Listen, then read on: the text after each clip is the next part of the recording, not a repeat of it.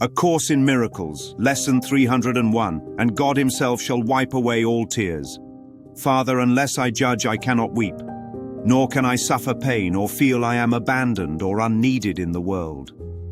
This is my home because I judge it not, and therefore is it only what you will. Let me today behold it uncondemned. Through happy eyes forgiveness has released from all distortion. Let me see your world instead of mine. And all the tears I shed will be forgotten, for their source is gone. Father, I will not judge your world today. God's world is happy. Those who look on it can only add their joy to it and bless it as a cause of further joy in them. We wept because we did not understand. But we have learned the world we saw was false, and we will look upon God's world today. Lesson 301. And God himself shall wipe away all tears. Every tear is born from a tear, a rip in awareness. The mind believed it could pull itself apart from love. And that belief became the fabric of perception itself. When consciousness split the seamless cloth of heaven, the world appeared, bodies, stories, time. All tears come from that first imagined tear in wholeness. To weep is not to feel sad about what's happening. It's to believe what's happening is real. And that belief is judgment. Judgment always says something has gone wrong. Something good is lost or something bad has appeared. But both depend on comparison. If all is the same, pure love, there's nothing to compare. Nothing to lose. Nothing to mourn. Judgment fabricates differences. Differences fabricate distance. Distance fabricates pain.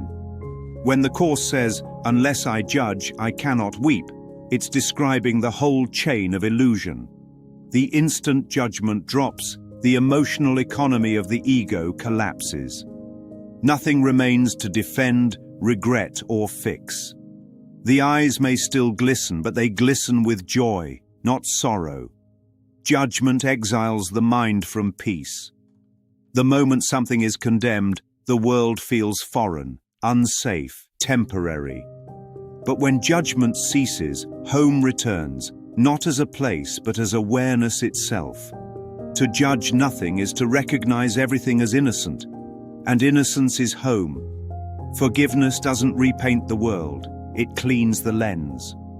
It's not about fixing form, it's about letting distortion fall away. When the eyes no longer project guilt, they see only holiness. The forgiven world isn't new, it's revealed. Forgiveness wipes away distortion the same way tears blur and then clear vision. That's why no cloth is necessary, because what's being wiped isn't physical moisture, but false perception. The source of tears is unforgiveness. And unforgiveness is simply misperception. To believe someone harmed you is to believe you can be harmed. That's the core tear. Once that error is corrected, there's nothing to mourn. The memory of pain is erased because it never truly was. This is not repression, it's recognition. The light doesn't ignore the darkness, it dissolves it. We wept because we did not understand.